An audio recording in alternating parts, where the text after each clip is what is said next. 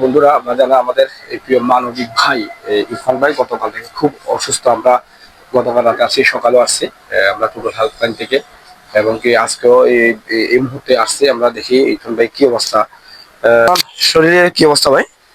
একটু উঠে বসবেন। হ্যাঁ, একটু মোটামুটি সুস্থ। আজকে মোটামুটি সুস্থ। আসলে ভাই, কালকে যদি আপনি না থাকতেন, আজ যে অসহায় ব্যবহারিক মা বোনদের সেবা যাদের করি তারা দোয়া না থাকলো, কালকে না এলাম কি হতে জানতাম না, হয়তো মারাই যেতাম।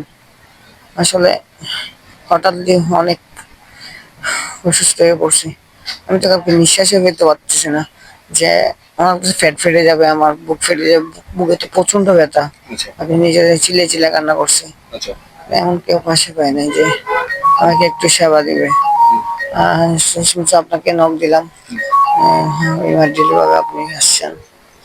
আপনি আসার পর থেকে ওষুধপত্র দিলেন, আর ঘন্টা 2 ঘন্টা পর তারপরে একটু একটু কমছে।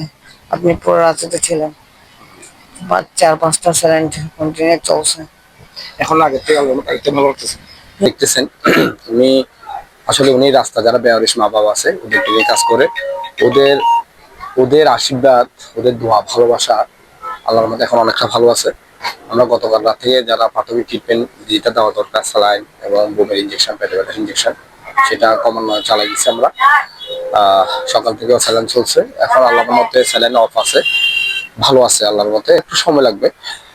আপনারা ইরফান ভাইয়ের জন্য দোয়া করবেন। আমরা চাই, আমরা যারা মানবিক কাজ করি অথবা মানবতার কাজের জন্য, ওদের জন্য আসলে সংস্থার আলাদা একটা আশীর্বাদ আছে।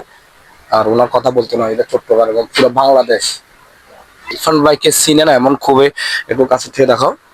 এই আপনাদের কাছে একটা অনুরোধ থাকবে, মানবতার কাজের জন্য এই ভিডিওটা একটু শেয়ার করবেন আর ইরফান ভাইয়ের জন্য দোয়া করবেন। আমরা সবসময় ইরফান ভাইয়ের ভালো কাজ করতে পারি এবং ইরফান ভাই সুস্থ হয়ে যেন আবার মা বাবাদের সেবা কাজ করতে পারে। আজকে অনেক ফোন আসছে। আমাদের এক বড় ভাই আছে, কাউসার ভাই, পূর্ণিমা আপু আছে, আদিব ভাই আছেন, এবং আরো অনেক মানবিক ভাই ওনার খোঁজ খবর নিচ্ছেন। আর আমি নরাদম আছি, কাল রাত থেকে ওনার সেবায় নিয়োজিত আছি। কোথাও যদি ভুল ত্রুটি আমাদেরকে ক্ষমা চোখে দেখবেন, চেষ্টা করি আমাদের প্রত্যেকটা মানবিক ভাই যেন ভালো থাকে। ভাই কিছু বলবেন আর?